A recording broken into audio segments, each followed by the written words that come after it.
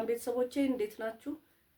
ዛሬ የምናየው ስኬታማ ሰዎች 10 ልማዶች። በእርግጥ ብዙ ነው ልማዶቻቸው፣ ብዙ ጥሩ ልማዶች አሉ። እሱ እንዲጋባብንና እኛም ስኬታማ እንድንሆን ስለፈለኩ ነው። ይሄንን ቻናል ሰብስክራይብ ያላደረጋችሁ ሰዎች ሰብስክራይብ እንድታደርጉ ጋብዛችኋለሁ። ብዙ ሰዎች እንግዲህ የተሳካላቸውን ሰዎች ስናይ ድንገት አይደለም ስኬት የሚመጣ ሊመስለን ይገባል፣ ወይ በእድል ይመስለናል። ግን በእድልም አይደለም፣ ስኬት በጥረት የሚመጣ ነገር ነው ማለት ነው። ማንኛውም ሰው ስኬታማ መሆን ይችላል ራሱን ነገሮችን ካመቻቸና ራሱን ለስኬት ካዘጋጀ ማለት ነው። እንደዚህ እንደምንሰማውም አንተ ይሳካልሃል፣ አንተ እንደዚህ ስለሆንክ ተብሎ የሚመጣ ስኬት የለም። ዛሬ ላይ የምንሰራው ስራ ለነገ ማንነታችን ይወስነዋል ማለት ነው። ስለዚህ 10 ልማዶች አሉ፣ የስኬታማ ሰዎች 10 ልማዶች ነው የምናየው ማለት ነው። እንግዲህ እንደ ቅድም እንዳልኩት ብዙ አለ፣ ግን 10ሩን ነው የምናየው ማለት ነው። የመጀመሪያው አዲስን ነገር ለመሞከር ዝግጁ ናቸው። እንግዲህ ብዙ ጊዜ አዲስ ነገር ለመሞከር ሰዎች አይፈልጉም፣ ይፈራሉ። ምክንያቱም እከስራለሁ፣ ንግድ ከሆነ ለመጀመር የሚያስቡት እከስራለሁ ብለው ገንዘባቸውን ይዘው መቀመጥ ብቻ የሚፈልጉ ሰዎች አሉ። ሌላም ስራ ለመቀየር የተሻለ ኦፖርቹኒቲ ወዳለው ለመሄድ አንፈልግም። እንግዲህ ስኬታማ መሆን እንፈልጋለን፣ ግን አሁን ያለንም ነገር ቻሌንጅን መወጣት ደግሞ አንፈልግም። ስለዚህ አዲስ ነገር ለመሞከር ዝግጁ ናቸው። ሁለተኛ አንባቢ ናቸው። ራሳቸውን ለማሳደግ ራሳቸውን የሚያሳድግ ነገር ያነባሉ፣ ያያሉ፣ ይሰማሉ፣ ያዳምጣሉ፣ ከሰዎች ጋር ያወራሉ። እውቀት የሚሰጣቸውን ነገር ለነገ ስኬታቸው የሚያግዛቸውን ነገር በሙሉ ለመቅሰም ዝግጁ ናቸው ማለት ነው። ሶስተኛው ተግባቢ ናቸው። ከሰዎች ጋር ይግባባሉ። ዝም ብሎ ይሄ የፉገራ ሳቅ እየሳቁ ሳይሆን ትክክለኛ መግባባት፣ ከሰዎች ጋር ይግባባሉ። አራተኛ ድብቁ አይምሯቸውን ይጠቀማል። ይሄ ሰብኮንሺየስ ማይንድ የሚባለው ማስበው የሆነ ነገርን ያደርጋሉ እንጂ እንዲህ ድንገታዊ የሚያደርጉት ነገር የለም። አምስተኛ ስፖርት ይሰራሉ። እንግዲህ ስፖርት ለሁላችንም ጥቅም አለው። ያው ስንፍና ካልያዘን በስተቀር ስፖርት በምንሰራበት ሰዓት የሰውነት ነገራችንን መቀነሱ ብቻ ሳይሆን የደም ዝውውር በትክክል እንዲዘዋወር ያደርጋል።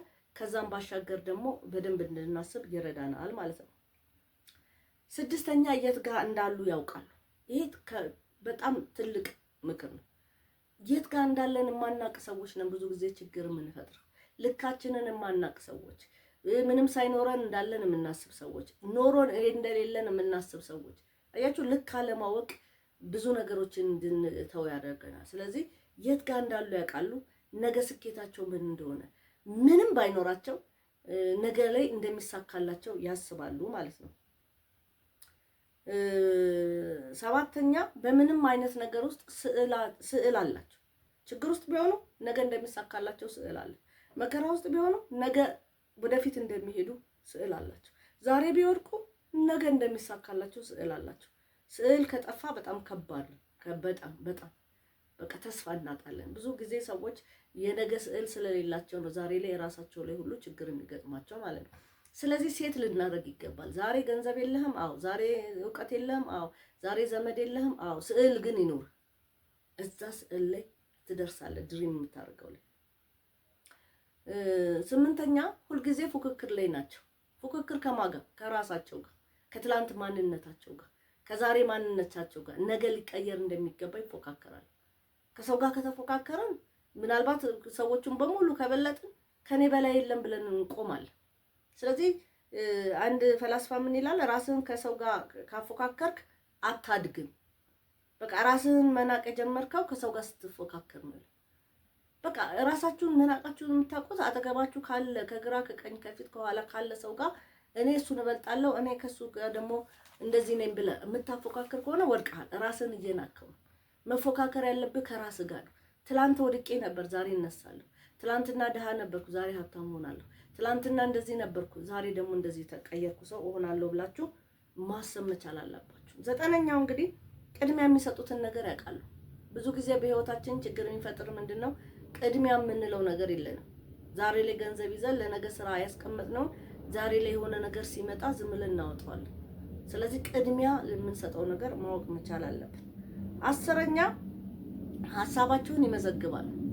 እንግዲህ ብዙ ጥሩ ሀሳብ ይመጣልናል። እኛ ስለማንመዘግበው እናልፈዋለን፣ እንረሳዋለን፣ አንሰራው።